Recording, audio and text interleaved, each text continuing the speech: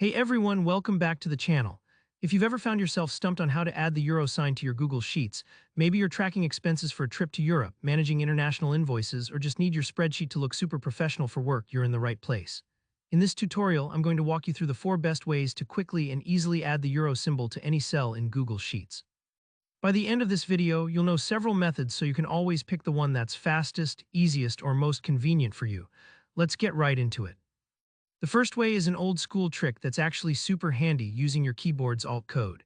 If you're on a Windows computer, simply click into the cell where you want the euro sign, then press and hold the Alt key, and while holding it, type 128 on the numeric keypad. When you let go of Alt, the euro symbol will instantly appear.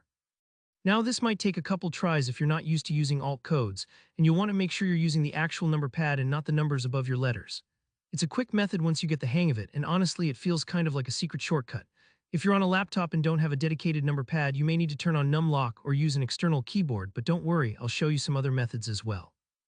Alright, the second method uses a cool little function built right into Google Sheets.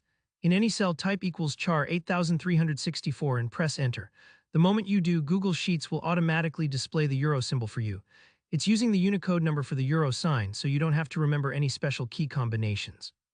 This method is perfect for people who love formulas or might need to generate the euro symbol dynamically within a larger set of calculations.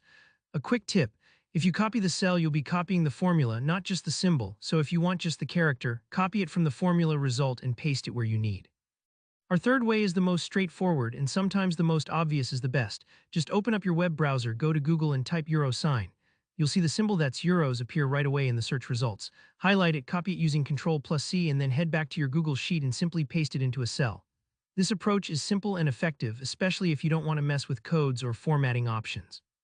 Plus, you can use the same trick for any special character you ever need. Finally, let's talk about making your numbers really look official and maybe impress your boss while you're at it.